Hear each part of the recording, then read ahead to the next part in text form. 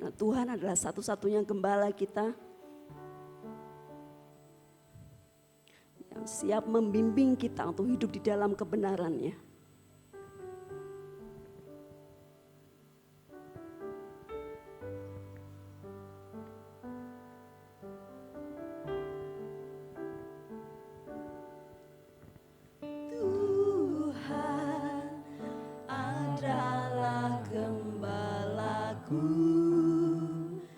Takkan kekurangan aku. Ia membaringkan aku di padang yang berumput hijau. Tuhan adalah gembalaku. Adalah gembalaku. Amin. Terima kasih Tuhan. Kekurangan aku. Ia membaringkan aku di padang yang berumput hijau. Ia menuntun, Ia membimbingku ke air yang Kau segarkan jiwa kami Tuhan. Amin. Jiwaku Ia menuntun ke jalan-jalan-Mu yang benar Tuhan. Oleh karena nama-Nya sekalipun aku berjalan dalam lembah kegelapan.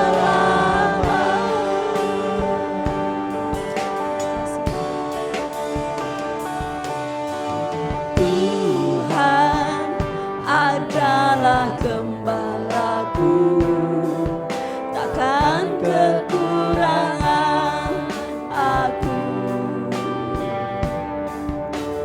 Ia membaringkan aku di padang yang berumput hijau. Kau membimbingku Tuhan. Amin.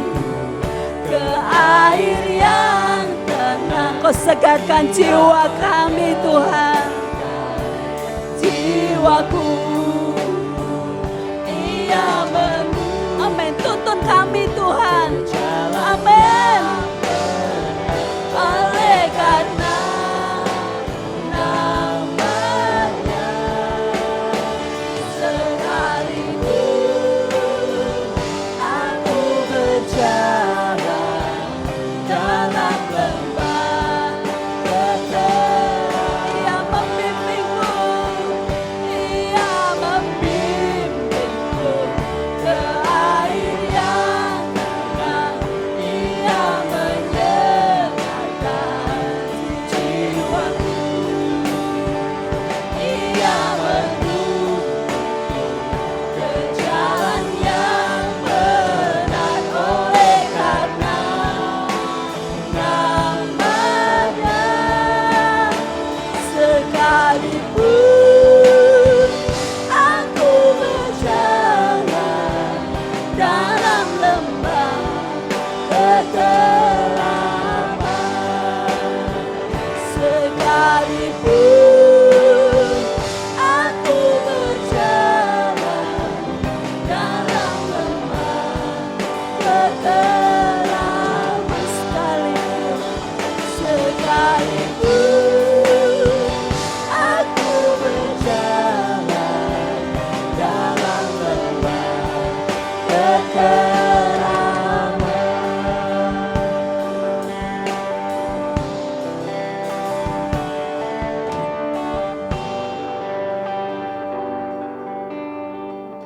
Terima kasih Tuhan, terima kasih atas berkat-Mu Bapa. Selama hari-hari kemarin Bapa hingga hari ini Tuhan kami bisa hadir dan berkumpul untuk memuji dan memuliakan nama Bapa. Bapa, sebentar kami akan mendengarkan sebagian dari sabda-Mu Tuhan. Kiranya Engkau tutup bungkus hati kami Tuhan dengan kuasa kuasa darah-Mu Bapa, dan juga jelikkan mata hati kami Tuhan, agar kami mengerti apa yang akan Kau sampaikan melalui hamba-Mu Tuhan. Terima kasih Bapa, kami akan sambut firman-Mu ini Tuhan, hanya di dalam nama Tuhan Yesus Kristus kami sudah berdoa dan mengucap syukur. Amin. Puji nama Tuhan, Bapak Ibu dan Saudaraku. Bapak Ibu diberkati semua oleh Tuhan, amin. Ya, puji nama Tuhan, pagi hari ini kita boleh ada, itu semua karena anugerah Tuhan. Itulah sebabnya kita mengucap syukur kepada Tuhan atas segala kebaikan Tuhan. Di masa-masa yang begitu susah ini, kita tetap dipelihara oleh Tuhan. Bapak, Ibu, dan Saudaraku, ya, kita akan belajar kebenaran firman Tuhan. Kita buka di dalam Yohanes 10 ayat 10 sampai dengan 12. Ya, gembala yang baik. Kita akan baca bersama-sama dalam Yohanes 10 ayat 10 sampai dengan yang ke-14. Kita akan baca bersama-sama Bapak Ibu ya, Yohanes 10 ayat 10 sampai dengan yang ke-14. 1, 2, 3. Pencuri datang hanya untuk mencuri dan membunuh dan membinasakan. Aku datang supaya mereka mempunyai hidup dan mempunyainya dalam segala kelimpahan. Akulah gembala yang baik. Gembala yang baik memberikan nyawanya bagi domba-dombanya.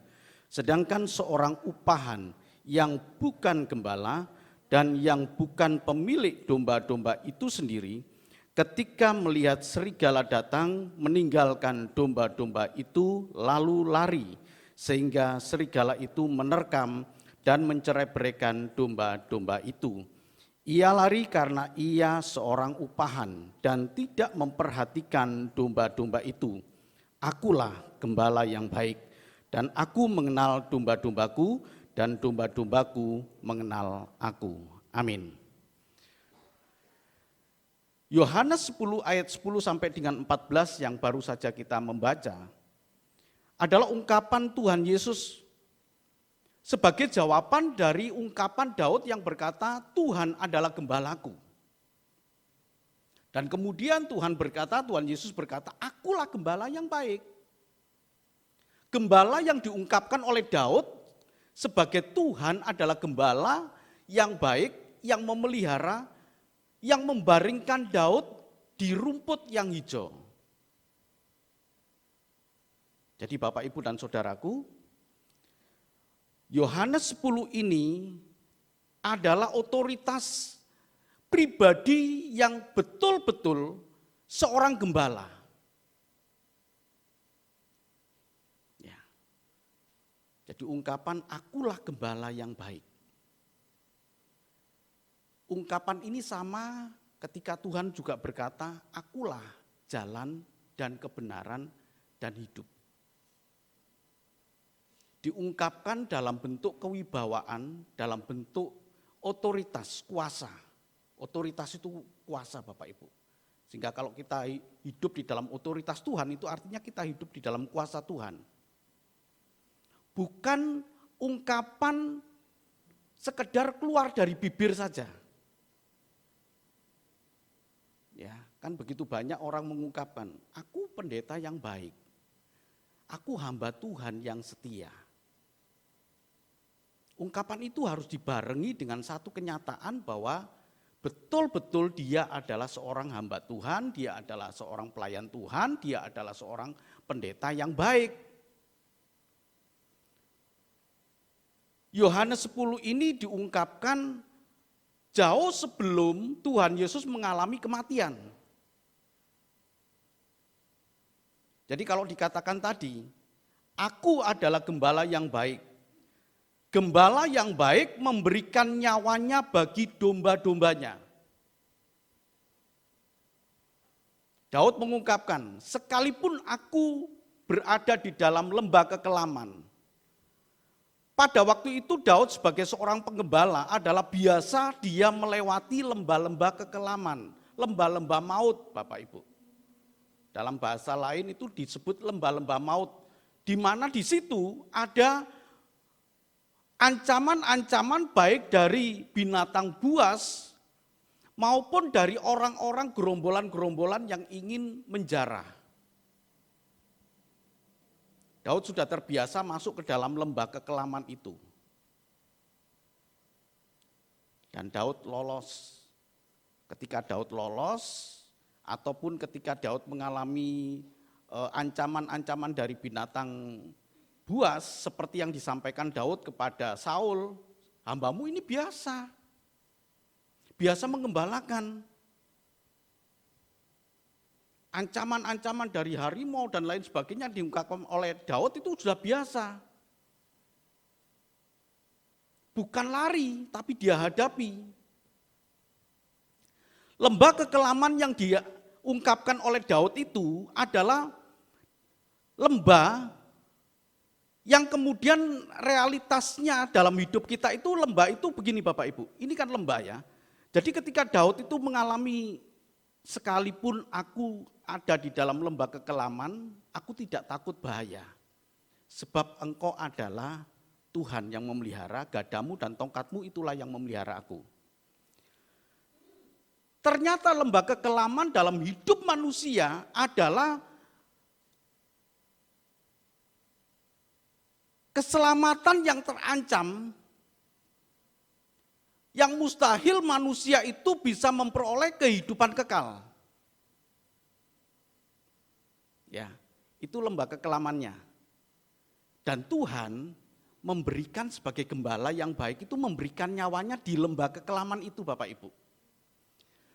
Jadi lembah kekelaman manusia adalah titik di mana manusia mengalami ancaman dalam kehidupan keselamatan jiwanya. Di saat itulah Tuhan memberikan nyawanya bagi kita. Sekalipun aku dalam lembah kekelaman, aku ada di dalam lembah kekelaman. Dan Tuhan katakan gembala yang baik itu memberikan nyawanya bagi domba-dombanya. Disinilah Bapak Ibu Saudaraku yang dikasih Tuhan, ketika Tuhan Yesus disalibkan itulah lembah kekelaman bagi manusia. Dan kita lolos, karena gembala itu memberikan nyawanya.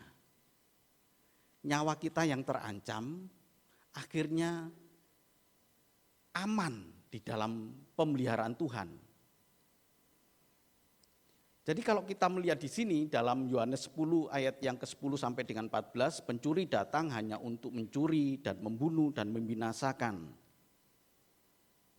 Dalam konteks ini, Tuhan Yesus sedang menyindir ahli-ahli Taurat yang memang tidak bisa memberikan jaminan keselamatan.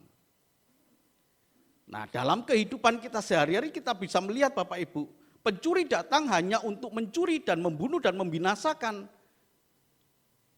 Seolah-olah dia bisa memberikan jaminan keselamatan tapi dirinya sendiri tidak bisa selamat.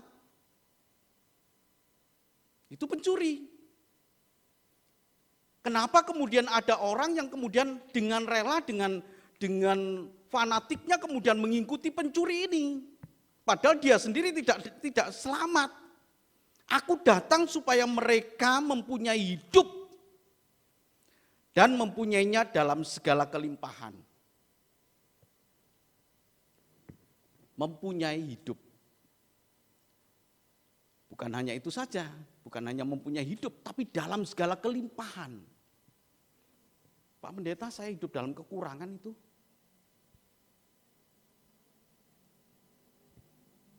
Kenapa ini dalam segala kelimpahan? Kenyataannya saya ikut Tuhan mempunyai hidup tapi tidak dalam segala kelimpahan.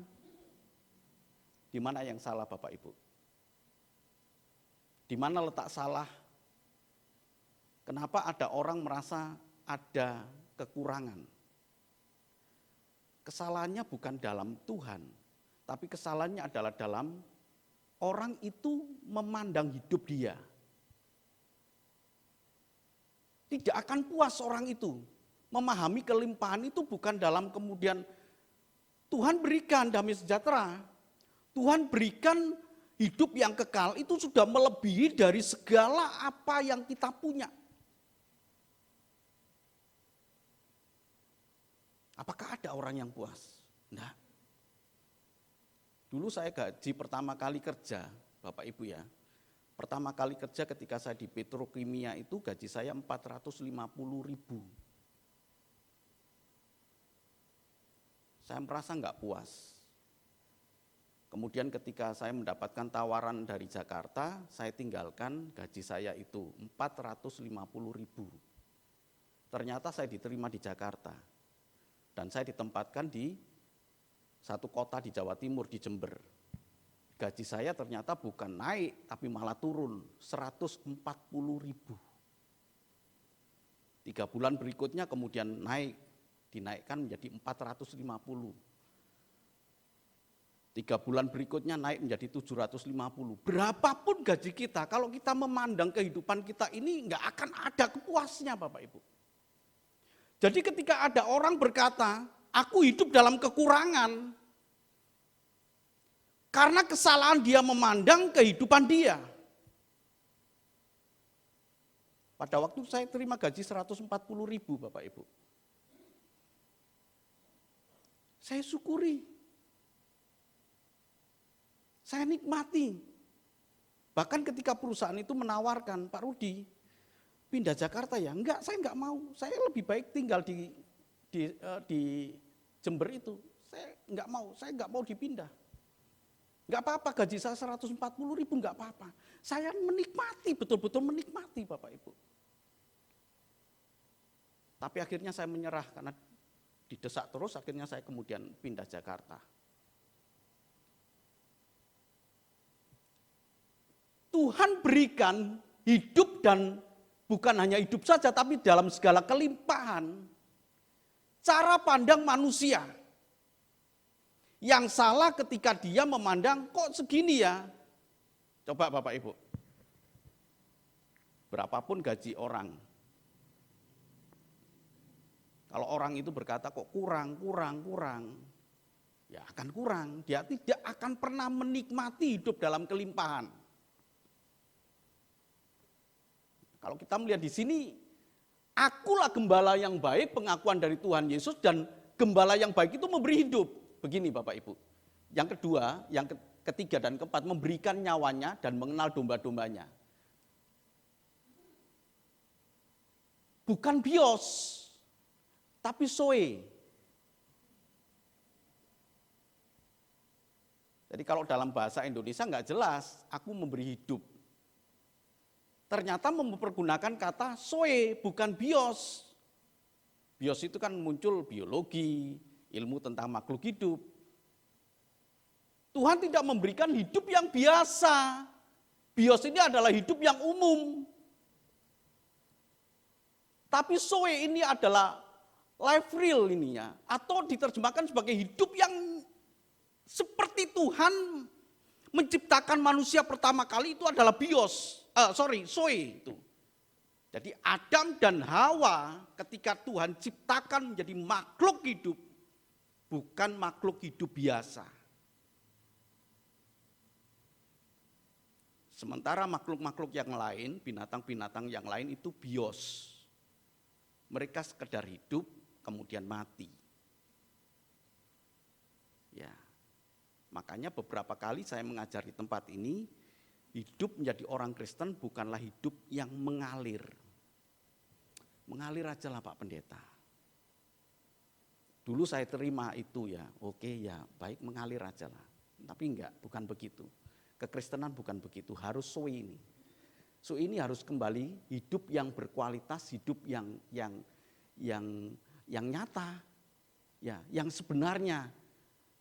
Yang sebenarnya maksudnya adalah seperti Allah menciptakan Adam dan Hawa sebelumnya. Hidup yang sebenarnya atau hidup kekal.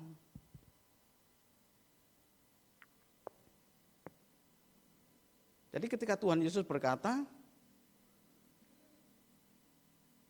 pencuri datang hanya untuk mencuri dan membunuh dan membinasakan. Banyak orang datang kemudian menyampaikan keselamatan, kabar keselamatan, menawarkan keselamatan, tapi dia tidak bisa memberikan hidup. Tuhan Yesus datang supaya mereka mempunyai zoe, mempunyai hidup, dan mempunyainya dalam segala kelimpahan. Sesulit apapun kehidupan orang yang percaya kepada Tuhan, dia akan memiliki sukacita. kelimpahan Bapak Ibu. Saya sebenarnya kurang senang Bapak Ibu untuk menyampaikan hal ini, terlalu teoritis. Tapi apa daya, apa yang tertulis di dalam Alkitab itulah yang harus saya sampaikan. Jadi kalau ada orang yang kembali kepada bios ini ya, nggak mau masuk ke dalam atau tidak memahami atau tidak menghargai Zoe ini, tapi hidup dalam bios. Dilahirkan, bertumbuh, kemudian tua, mati. Tidak ada nilai-nilai yang Tuhan mau di situ, tidak ada nilai-nilai yang Tuhan inginkan. Tidak ada kehendak Tuhan yang dia kerjakan. Hanya sekedar hidup, ya kalau hidupnya baik, bersyukur. Tapi kalau sudah hidupnya susah, sudah dilahirkan dalam hidup susah, kemudian dia bertumbuh dalam kesusahan, kemudian mati. Tidak pernah menikmati hidup dalam kelimpahan.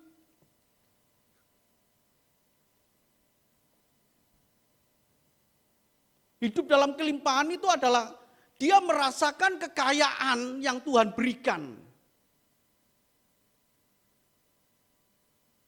Damai sejahtera Bapak Ibu. Ya. Damai sejahtera. Saya menjumpai beberapa anak Tuhan yang dalam keadaan, aduh saya capek Pak Pendeta. Saya merasa putus asa Pak Pendeta.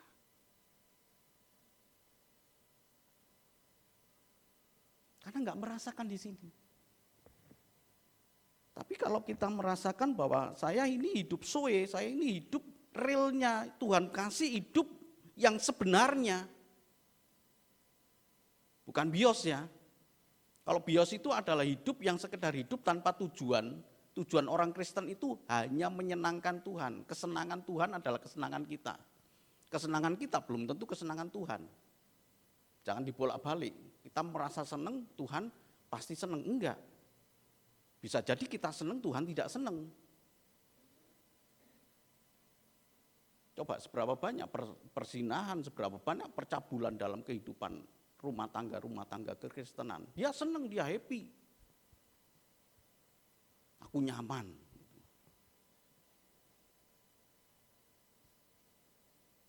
Tapi apakah Tuhan senang? Enggak. Ketika kita melakukan kehendak Tuhan, kita ngalami hidup dalam segala kelimpahan. Kita melakukan kehendak Tuhan. Tuhan disenangkan Bapak Ibu. Dan kesenangan itulah yang menjadi kesenangan kita. Mari kita contoh kehidupan Rasul Paulus yang kehilangan kesenangan pribadinya. Mari kita contoh kehidupan Tuhan Yesus. Dia adalah Allah yang meninggalkan kemuliaannya dan kemudian dia katakan, aku gak mau punya tempat tinggal. Coba Bapak Ibu. Allah loh, pencipta langit dan bumi, Allah yang mengosongkan diri kemudian ditawari oleh iblis, sembahlah aku, dunia ini aku berikan kepadamu. Sebagai cara mengecoh iblis bahwa gak perlu engkau ke Golgota, gak perlu engkau menderita, tapi aku berikan segala kekayaan dunia ini. Ya Tuhan tidak, karena dia mengosongkan diri, dia berkata, ada tertulis, hanya Allah yang harus engkau sembah, kepadanya engkau harus menyembah. Dan Tuhan tidak mengeksplor kekuasaannya pada saat itu. Kamu nggak tahu kalau yang menciptakan jagat raya ini aku gitu ya. Untuk melawan dari kecoan dari iblis ini. Tapi Tuhan Yesus tidak berkata begitu. Tuhan Yesus berkata, hanya kepada Allah engkau harus menyembah. Kepadanya engkau harus menyembah.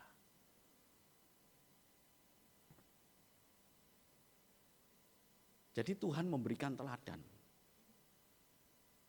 Memberikan hidup kepada kita Bapak Ibu. Kita bangga menjadi orang Kristen Bapak Ibu. Kita bangga menjadi orang yang percaya kepada Tuhan Yesus. Sangat bangga kita. Kenapa? Karena kita punya hidup dalam segala kelimpahan. Segala kesukaran hidup kita tidak akan mengurangi sukacita yang Tuhan berikan, Bapak Ibu. Karena kita masuk ke dalam lembah tadi dan kita lolos. Lolosnya kita bukan karena kepandaian kita, tapi ada gembala yang menyerahkan nyawanya bagi kita. Wah, ini sudah luar biasa bagi kita, Bapak Ibu. Saya masuk ke dalam lembah kekelaman tapi ditolong oleh Tuhan. Dan ternyata saya bisa lewati itu. Caranya bagaimana? Gembala itu menyerahkan nyawanya bagi kita. Memberikan nyawanya bagi kita. Coba apakah ada gembala-gembala yang memberikan nyawanya bagi kita? Selain Tuhan Yesus. Tidak ada, Bapak Ibu. Mereka menawarkan keselamatan, tapi dirinya sendiri tidak selamat. Yohanes 10 ini sedang menyindir kepada ahli-ahli Taurat dan orang-orang Farisi.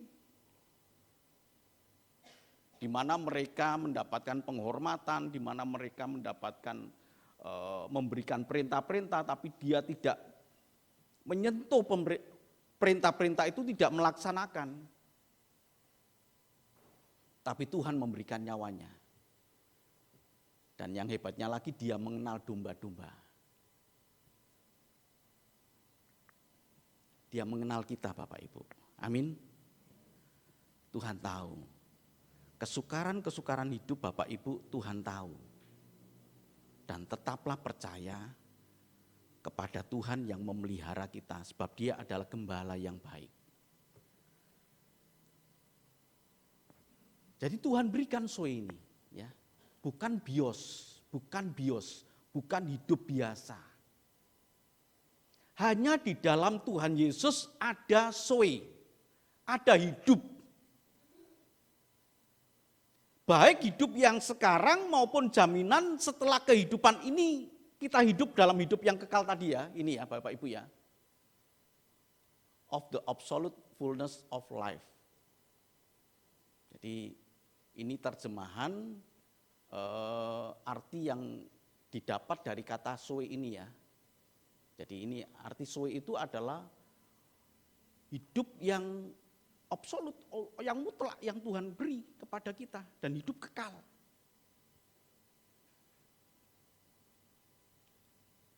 Ketika seseorang memperoleh jaminan, ya Bapak Ibu jaminan ya, sama seperti gini. Saya punya beberapa asuransi ya, ya, asuransi jiwa, asuransi sakit juga ada ya, saya asuransi mobil juga ada. Ketika anak saya kecelakaan, ya semua di cover, mobilnya di cover, semuanya di cover. Ketika saya memperoleh sertifikat asuransi itu, tenang Bapak Ibu. Ya. Ketika sakit, berlaku pemeliharaan di rumah sakit. Ini saya berbicara tentang gambaran ya. Tapi apakah Bapak Ibu merasakan juga ketenangan ketika Tuhan memberikan jaminan? Bahwa Tuhan berikan jaminan kepada kita bukan hanya hidup sekarang ini, tetapi hidup ketika kita mati. Engkau selamat. Jadi tidak perlu kita meragukan lagi Bapak Ibu. Ya, yang perlu kita kerjakan sekarang adalah ucapan syukur atas jaminan keselamatan Tuhan ini. Jadi kalau Bapak Ibu memperoleh jaminan keselamatan dan kemudian aku bersyukur, aku senang gitu ya. Buktikan respon kita kepada Tuhan bahwa kita sudah menerima jaminan yang Tuhan berikan gratis. Asuransi bayar Bapak Ibu. Sebulan ada yang 350, ada yang 500, ada yang lebih dari itu. Ya bayar Bapak Ibu. Tetapi jaminan Tuhan itu gratis loh Bapak Ibu. Jadi kalau kita berbuat baik, itu bukan karena untuk membayar dosa kita. Kalau kita berbuat baik bukan untuk kita membeli keselamatan yang Tuhan berikan. Saya berbuat baik karena saya memperoleh sertifikat dari Tuhan sebagai jaminan keselamatan saya ini, sebab dia adalah gembala yang baik memberikan nyawanya, dia berikan kepada kita, dan saya kemudian aku mau kerjakan itu.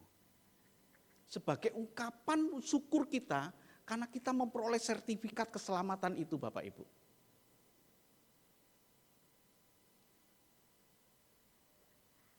Dan saya hidup bukan di bios, bukan hidup biasa.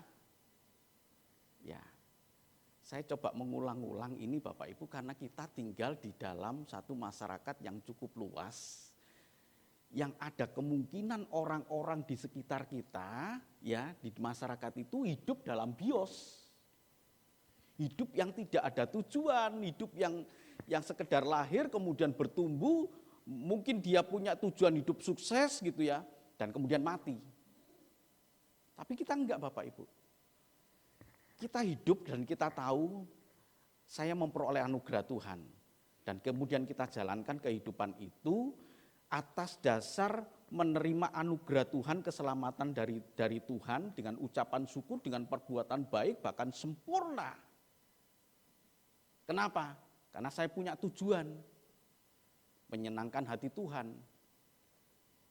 Aku hidup untuk Tuhan. Rasul Paulus katakan, jika engkau makan dan engkau minum, itu berbicara tentang kehidupan sehari-hari, hal yang kecil, hal yang sederhana, aku makan dan minum. Lakukanlah untuk Tuhan.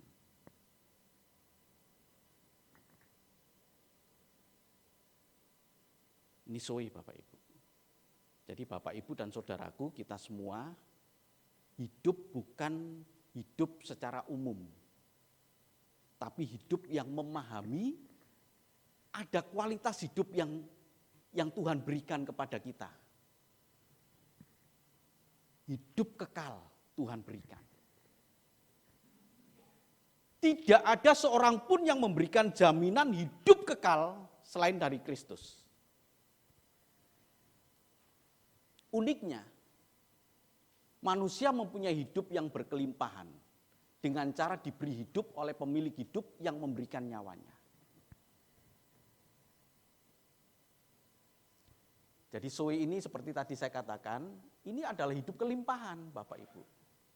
Ya, ada damai sejahtera, ada sukacita, ada kemurahan, pengendalian diri. Penguasaan diri, ya, bukan pengendalian diri ya. Alkitab tidak pernah mencatat pengendalian diri. Alkitab selalu mencatat penguasaan diri. Pengendalian diri itu adalah setelah orang melakukan. Jadi, soe di sini kan memang kalau pengendalian diri itu mungkin masuk dalam area bios Bapak Ibu ya. Seperti saya mengatakan kepada istri saya, ya kamu kok goblok, kamu kok jelek, kamu kok udah saya katakan begitu ya. Kemudian saya sadar, aduh ya itu saya kendalikan diri karena saya tidak mau menghujat dia lebih lanjut lagi. Saya kendalikan diri. Tapi kalau penguasaan diri saya akan berkata, sebelum saya berkata saya berpikir dulu. Itu karena saya menguasai. Penguasaan diri itu berpikir terlebih dulu sebelum bertindak, sebelum berkata, sebelum melakukan segala sesuatu itu dipikir dulu. Itu penguasaan diri. Dan ini adalah soe ini Bapak Ibu, berkelimpahan. Dalam hikmat dia berkelimpahan. Jadi kalau orang yang merasa putus asa, dia adalah orang yang tidak merasakan kekuatan yang datang dari Tuhan. Saya ulang Bapak Ibu ya, orang yang putus asa itu adalah orang yang kehilangan kekuatannya. Kenapa dia kehilangan kekuatan? Karena dia tidak sadar bahwa dia diberi kekuatan oleh Tuhan. Sementara orang yang cakap menanggung segala perkara, sebab Tuhan yang memberikan kekuatan adalah orang yang hidup dalam kelimpahan. Soe ini. Dan ternyata hidup yang dalam kelimpahan Zoe ini diberi oleh sang pemilik hidup yang memberikan nyawanya. Unik toh Bapak Ibu ya. Dia pemilik hidup, tetapi dia memberikan nyawanya untuk kita. Sang pemilik hidup itu kehilangan nyawanya, kehilangan hidupnya supaya kita hidup.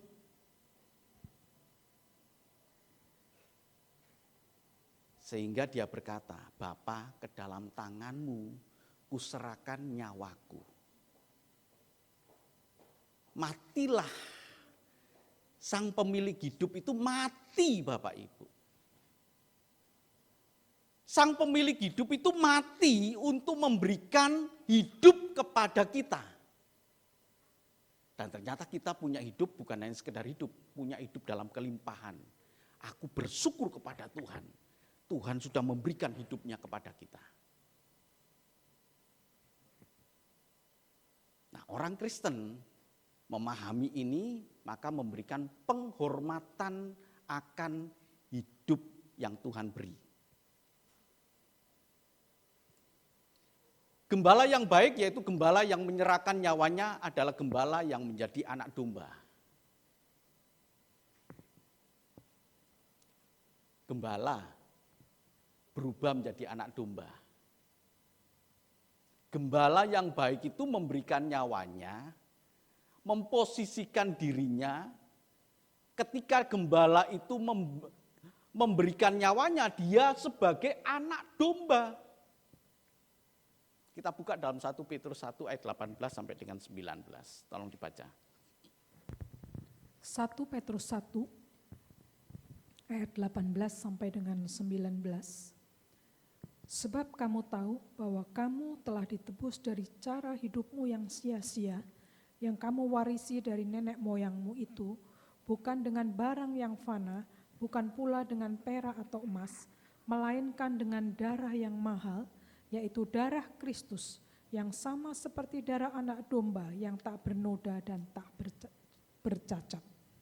Amin. Sebab kamu tahu bahwa kamu telah ditebus dari cara hidupmu yang sia-sia. Konteks ayat ini Bapak Ibu sedang berbicara tentang hukum Taurat. Jadi orang merasakan kalau melakukan hukum Taurat itu sudah cukup bagi dia untuk mendapatkan keselamatan. Sama persis dengan konsep orang yang hidup di dalam dunia sekarang. Saya melakukan yang baik, saya sedekah dan lain sebagainya, karena saya pasti selamat. Itu cara hidup yang sia-sia. Sebab kamu tahu bahwa kamu telah ditebus dari cara hidupmu yang sia-sia seperti itu. Dari nenek moyangmu sudah melakukan hal itu. Dan kemudian Rasul Petrus memberikan satu pengetahuan yang baru. Bahwa kita ini diberi hidup oleh Tuhan bukan dengan barang yang fana, bukan dengan pula emas dan perak, melainkan dengan darah yang mahal, yaitu darah Kristus yang sama seperti darah anak domba yang tak bernoda dan tak bercacat. Dia gembala. Tapi ketika dia memberikan nyawanya, dia adalah anak domba yang disembelih. Ini tidak ada di tempat lain Bapak Ibu. Ini menjadi satu ciri khas orang Kristen ketika kita berbicara gembala yang baik, ya, gembala yang baik, anak domba, penebusan dengan nyawa, substitut ya, penggantian, ya. Kita bukan ditebus dengan emas dan perak. Keselamatan itu nggak bisa dibayar gitu loh Bapak Ibu. Nggak bisa dibayar oleh apapun. Nggak bisa dibayar selain dengan pemberian nyawa dari gembala ini yang memposisikan dirinya sebagai anak domba. Ini iman Kristen ini Bapak Ibu, iman dasar iman kita yang kuat di sini. Saya punya gembala, Tapi gembala itu adalah memposisikan dirinya sebagai anak domba. Anak domba disembelih. Dia mati di kayu salib menggantikan kita. Jadi gembala yang baik itu memberikan nyawanya.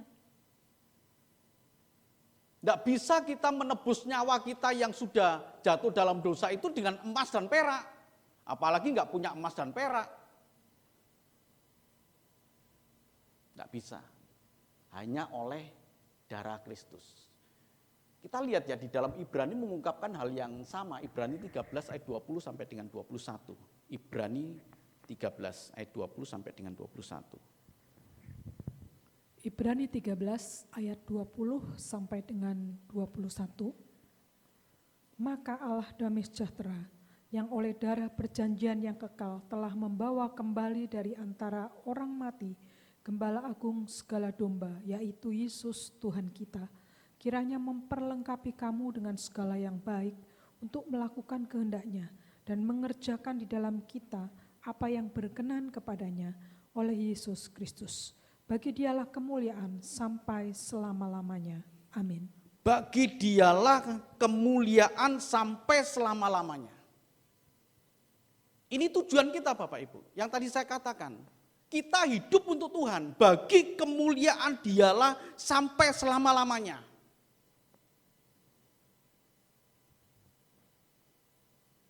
Kita buka hati kita ini Bapak Ibu. Ya. Jangan kita mengeraskan hati kita.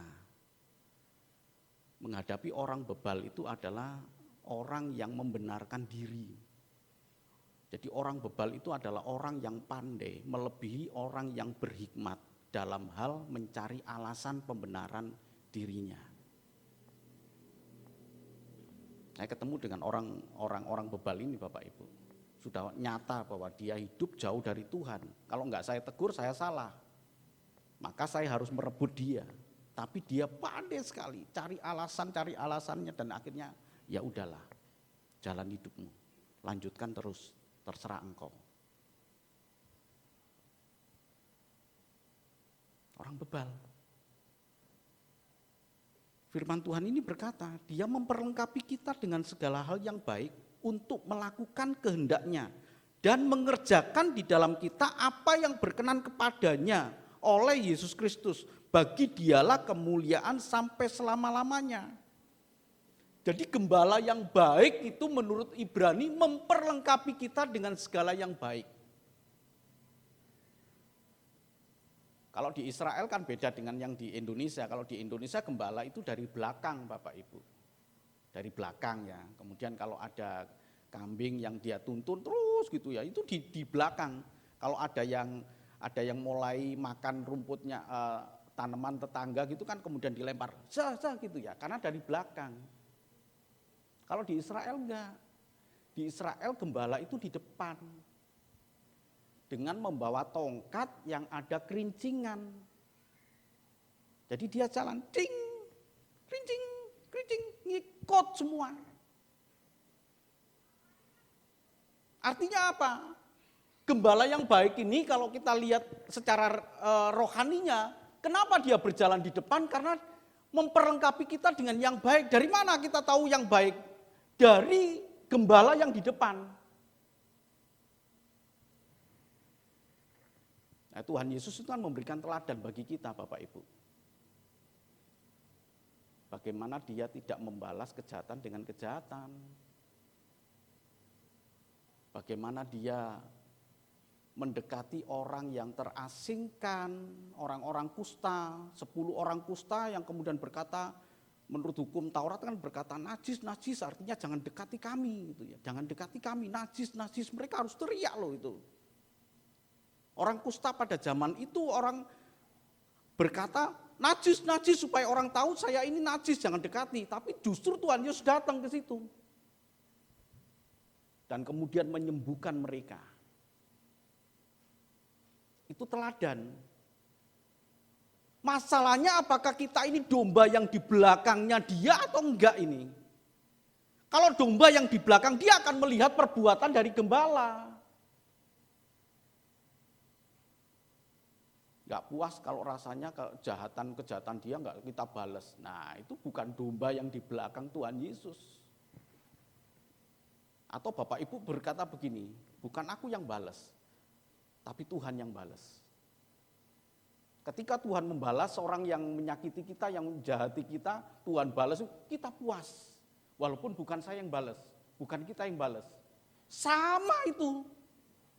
Karena dia sedang merancangkan hidup dia, yang penting hidup dia celaka deh. Siapapun yang balas, apakah orang lain atau Tuhan, ketika dia dalam keadaan hidup yang tidak baik gitu ya, saya senang.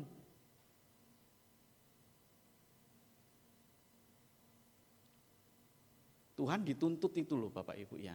Tuhan Yesus dituntut oleh murid-muridnya pada waktu di Taman Getsemani, supaya Tuhan mengutus malaikatnya untuk melawan orang-orang Romawi yang siap menangkap. Tapi Tuhan Yesus katakan, apa kamu kira aku tidak bisa mengutus? Dan Tuhan kemudian balik bertanya, siapa yang kau cari? Yesus dari Nazaret, inilah aku.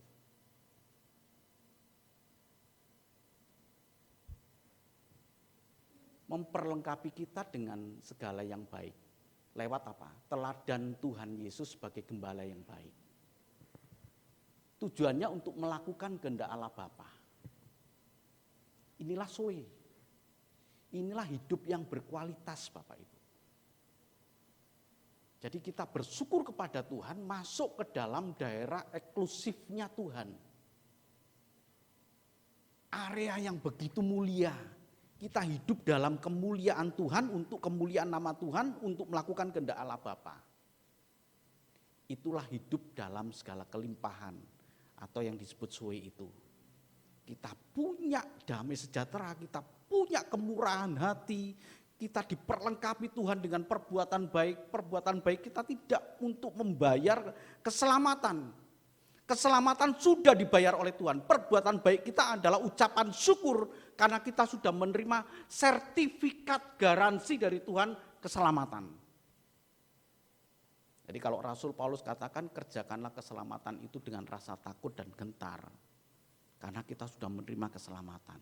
Bapak Ibu saudaraku yang dikasihi Tuhan, kita tanamkan dalam diri kita. Saya adalah orang-orang yang sudah diselamatkan Tuhan. Dia adalah gembala yang baik, yang membaringkan kita ke padang rumput yang hijau dan menyegarkan jiwa kita. Tuhan memberkati. Amin.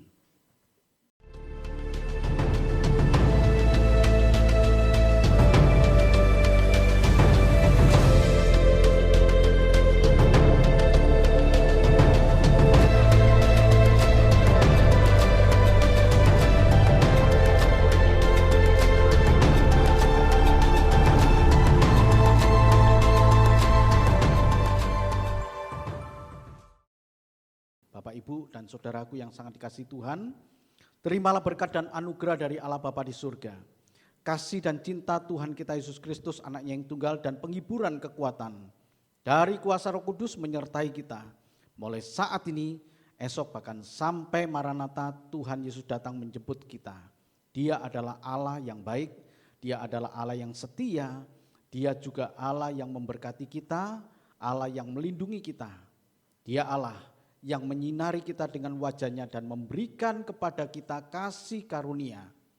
Dia Allah yang menghadapkan wajahnya kepada kita dan memberikan damai sejahtera. Inilah hidup yang dalam kelimpahan, hidup yang diberkati Tuhan, hidup yang tahu memberikan hormat kepada pemilik kehidupan ini. Terima kasih ya Bapa, segala puji syukur hormat bagimu. Di dalam nama Tuhan kami Yesus Kristus, kami sudah berdoa dan mengucap syukur. Semua yang percaya mengatakan, amin. Tuhan memberkati. Sekalipun